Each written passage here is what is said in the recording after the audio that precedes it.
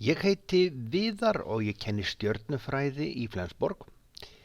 Orðið kvartilaskipti er dregið af því að hringferð tunglsins jörð miðað við sól er skipt í 4 hluta og kvartil er einmitt danska orðið fyrir fjórðung. Þetta er sama orð eins og við notum fyrir 15 mínútur, það er fjórðungur úr klukkustund og kallast korter.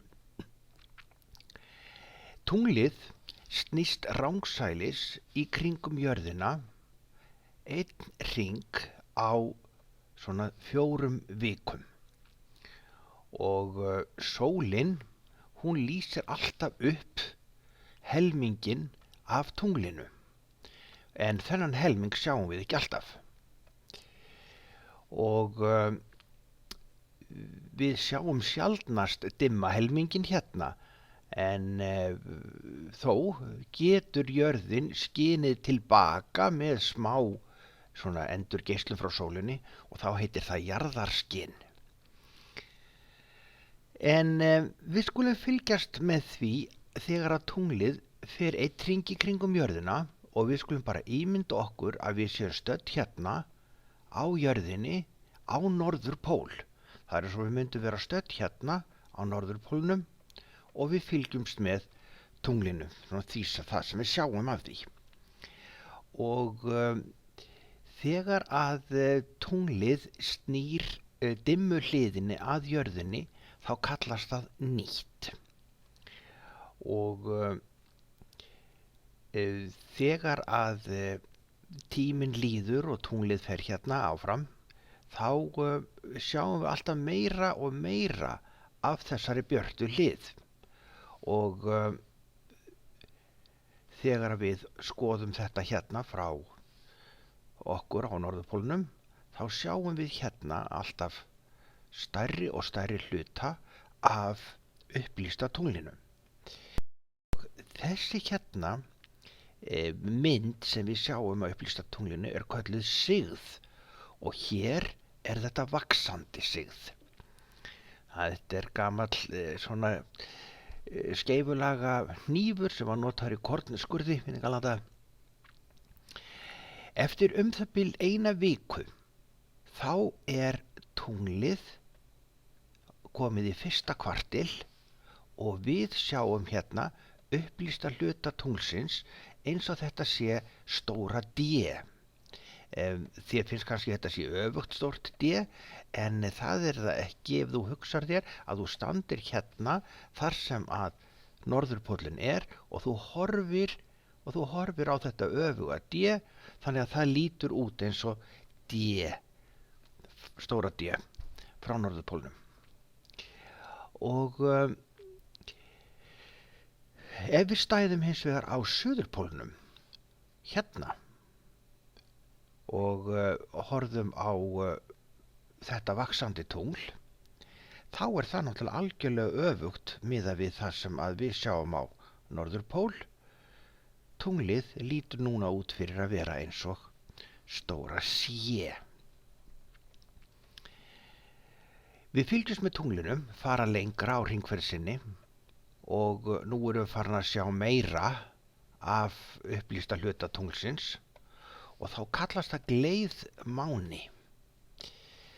Og þetta er sem sagt vaxandi gleiðmáni hér.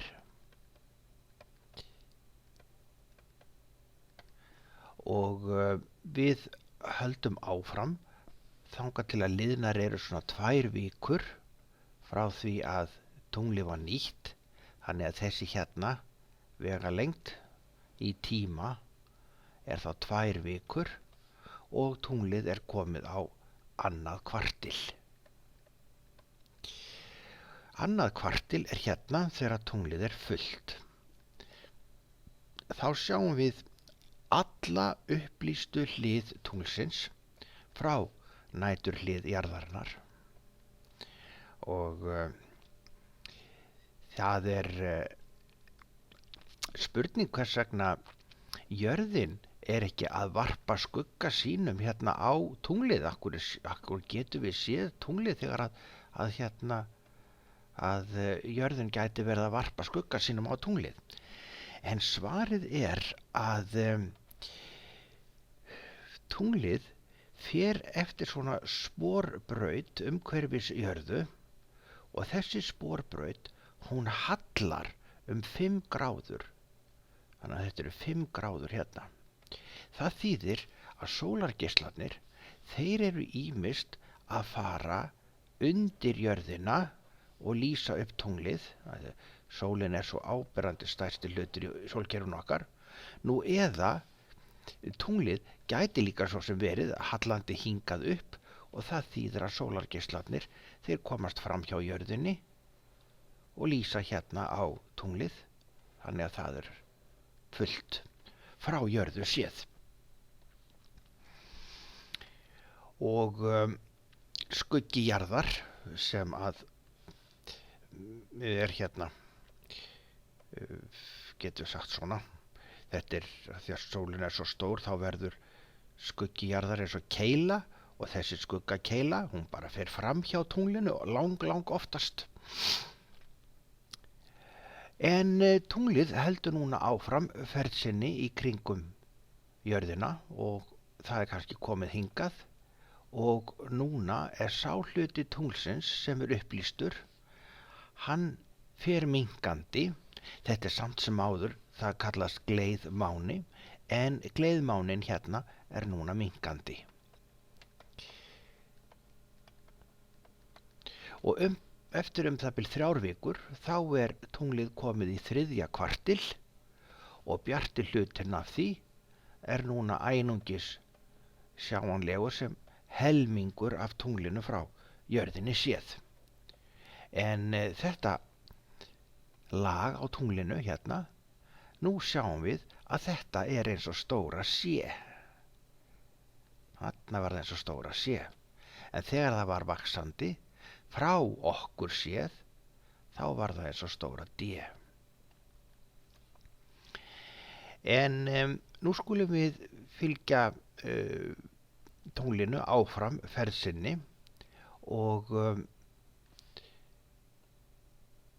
hér myndi tunglið sjást frá jörðinni, norðurpóli jarðar, eins og sigð og það þýðir að hérna tunglið í minnkandi sigð.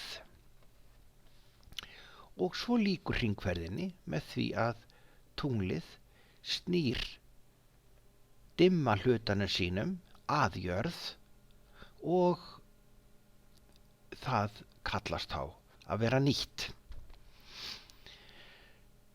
Og þá það svona nánast ósýnilegt. En við skulum vinda okkur hérna í spurningarnar. Hér spurt hve langur tími líður milli þess en tunglið fullt og tunglið nýtt. Þegar að tunglið fullt, þá sólin hérna, jörðin hérna og tunglið hérna. Ég var að setja það svona aðeins fyrir ofan, þannig að það sé alveg augljóst.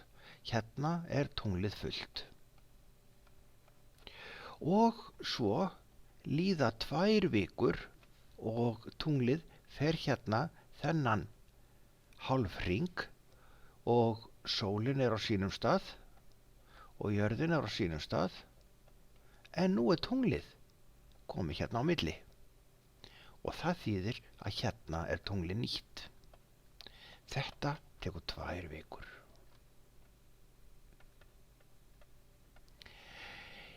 Þegar að maður á suðurpólnum og horfir á,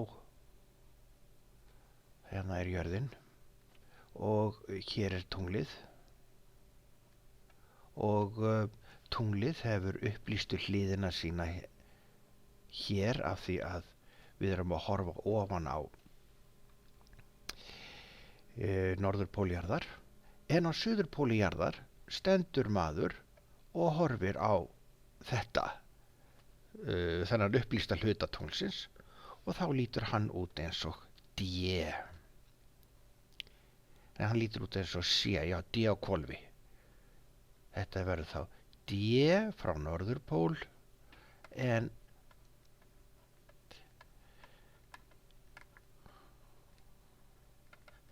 en öfugt D frá suðurpól. Eða D á hvolfi skulum við segja. Og við getum kallað að það sé bara eins og sé. Svona. Í þriðju spurningu þá er spurt geislana frá sólinni að því að þegar að tunglið er fullt þá er jú tunglið á bakvið jörðina. Þannig að sólin geislar sínum geislum, tunglið er á bakvið jörð. En það er sem sagt algengum misskilningur að tunglið sé þá í skugga jarðar. Það er vegna þess að sólin, hún getur skinið hérna svo mikið að það sem að þú hélst kannski að myndi verða skuggi hér, það verður ekki skuggi á tunglinu af því að tunglið er á sporbraut sem er svona sporöskjulaga og hún hallar.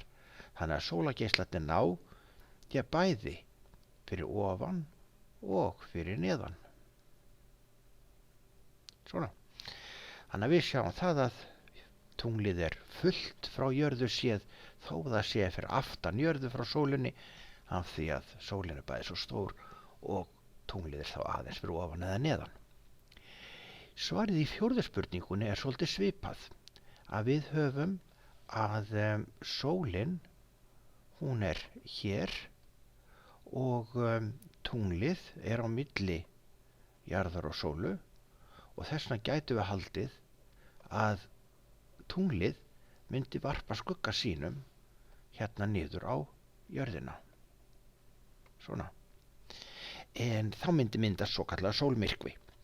En þetta er ekki málið og það er sama svar eins og áðan. Braut tunglsins hallar 5 gráður miðað við hérna braut jarðar í kringum sólina og þess vegna er tunglið ýmist hérna fyrir ofan jörðina þegar við erum að skoða nýtt tungl eða það gæti svo sem líka verið hérna fyrir neðan og það þýðir að skugginn af tunglinu hann fer þá framhjá. Skugginn af tunglinu hann fer framhjá jörðinni. En nú kanntu nógu mikið til þess að svara spurningur sem koma hér á eftir og æfðu þig á þeim vegna þess að svo verður örpróf úr kvartilaskiptum tunglsins samkvæmt áætlun. Gangi þér vel.